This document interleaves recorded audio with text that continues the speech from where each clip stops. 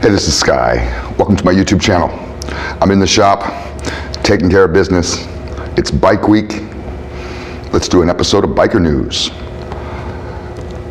Bike Week 2024 happens Friday, so we got a week till it really starts, officially starts, but it'll be going really by Wednesday.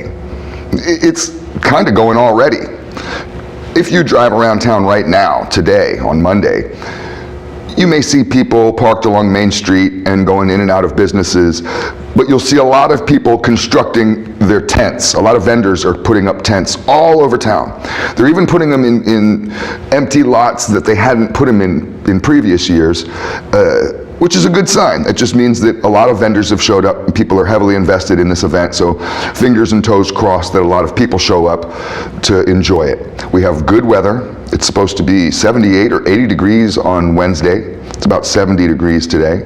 It's always cool in the shop here. Oh, it doesn't matter. But that's, that's a good thing, I guess, because it gets hot here. But it may be warm outside and I'll be in here with a hoodie and a beanie. What are some fun things to do for the event? Well, you really have three different main areas and then some other little satellite areas. So let's talk about the main areas. You have South Daytona. We'll go from the south and work our way north. South Daytona, they have the Cabbage Patch. Now there may be other satellite little parties down in South Daytona that you can go and enjoy. But the Cabbage Patch is a little bit inland. It's not on the beach. It's a little bit inland. It's kind of a redneck scene, but it's fun. Anybody's invited, it's not exclusive, or you're not gonna get hassled by anybody down there. It's largely just a big dirt farm. It's a giant pasture, and then they have a little tiny biker bar on the corner. But they set up with lots and lots and lots of vendors on both sides of the street. Both empty fields get packed full of vendors. So you'll be able to walk around and do some shopping and have some fun and whatever. It's kind of a different scene down at the Cabbage Patch in the south side of town than it is all the way on the north side of town. And that can be more fun for some people. It just depends on what you're into. The thing at the Cabbage Patch, where everybody goes to, is I believe it's coleslaw. I'm pretty sure it's coleslaw. They have coleslaw wrestling. I'm not so much into the coleslaw wrestling, only because I went one year and it was these like pit bull looking trailer trash chicks, and they're drunk and ornery, and they go in there and they just go at it in the coleslaw, and the whole thing was just kind of like, what the hell am I watching? But people love it. You may love it. It may be the best time you ever had, and people get all excited and they hoot and they holler and cheer, and you won't find me down there, but you may find some of our product down there. We have vendors that are going to be scattered about.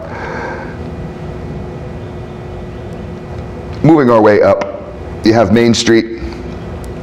There used to be, over on Beach Street, Beach Street would connect with the bridge to Main Street. So you would have both sides on the beach side and then on the Mainland side.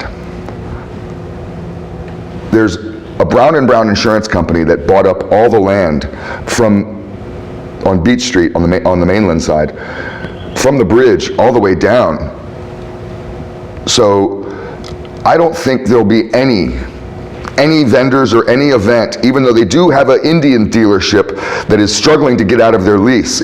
I feel sad for the Indian dealership, because the Indian dealership used to be right in a heavily trafficked motorcycle area, and there were several other shops until the Brown & Brown insurance company bought up everything.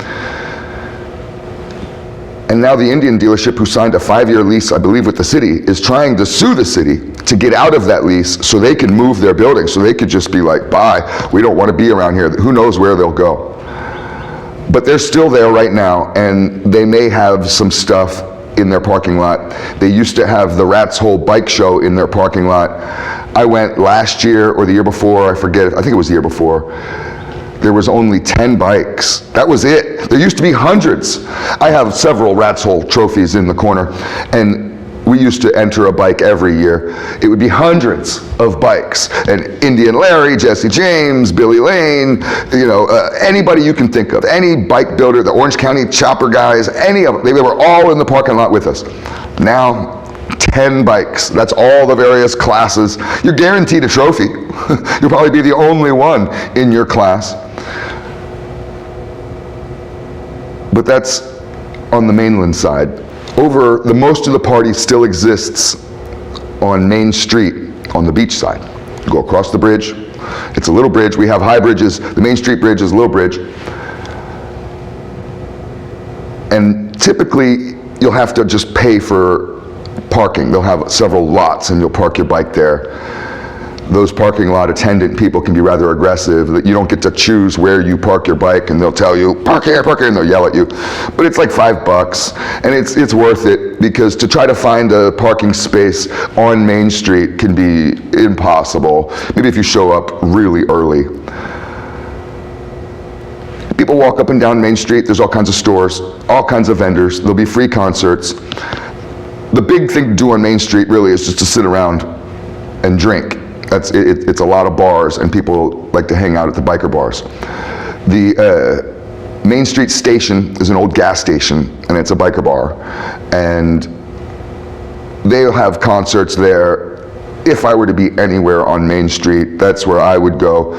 Some of you like to go to the Boot Hill Saloon next door. I never really cared for the Boot Hill Saloon. It's okay, they have good music there, and who's it, Big Engine, I think they play there every year, so that's worth going to the Boot Hill Saloon for. But I like the Main Street station because it's a little larger and it's outdoors, at least it feels like it is. They have a covered area. But, and then also on Main Street, and then we'll go to the destination Daytona, you'll see lots of beer tub chicks and lots of 20-something women trying to sell various things, promote various things, and these women are paid. They're not there to hook up with guys. They're paid to be there, but they're all wearing bikinis. They're all dressed like strippers, and you'll see them everywhere. I got a picture with one of the beer tub chicks a couple years ago, and she stands on a platform and sells beers, and I go up to just to say hi to her because I've known her for many years. So we take a picture. A buddy of mine took a picture, and she had giant tits, just wearing stickers on her nipples, no bra or nothing. And she rested each boob is the size of my head, so she rested her tits on my head. She was heavy, weighed me down. And I'll try to post that picture if YouTube will let me. But you'll see lots of that stuff on Main Street. Now, going up to the north side of town, you'll want to stop off at the Iron Horse, famous biker bar. The Iron Horse itself is a little biker bar, but they have a compound behind it. And again, you park, you stand around and drink. You may see some 1% clubs up there. No guarantees.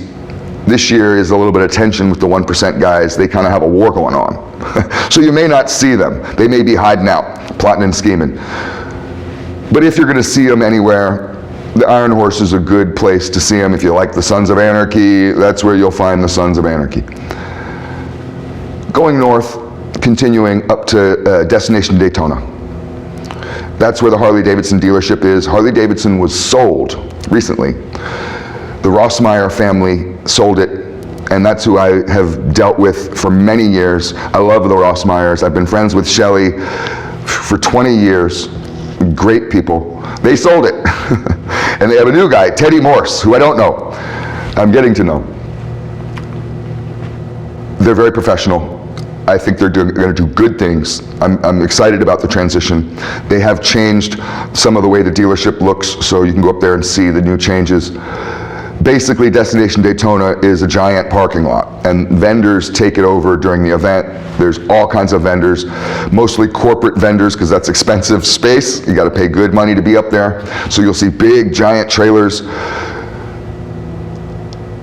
But they also have a concert venue up there, and my good buddy Anthony Sika, he does all the promotions for the Destination Daytona event. And I'm not sure who he booked this year. I think that he's bringing in that Jesse James Dupree, and he was a glam guy from the 80s. He's the one with the chainsaw, and he kind of plays the chainsaw during his music.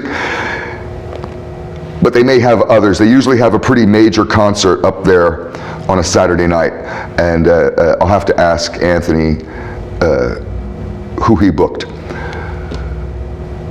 JP Cycles is up there. All you guys get your parts from JP Cycles. Oh, I know, because you want me to sell my handlebars for 40 bucks because you say JP Cycles has them for 40 bucks. Well, we make them by hand, 100% in America. There's no Taiwanese slave children making these handlebars. These are made by me and my brother right over there in this shop. All in all, I think it should be a good event. We'll see what happens. Spend your money. Be safe. Thanks for watching.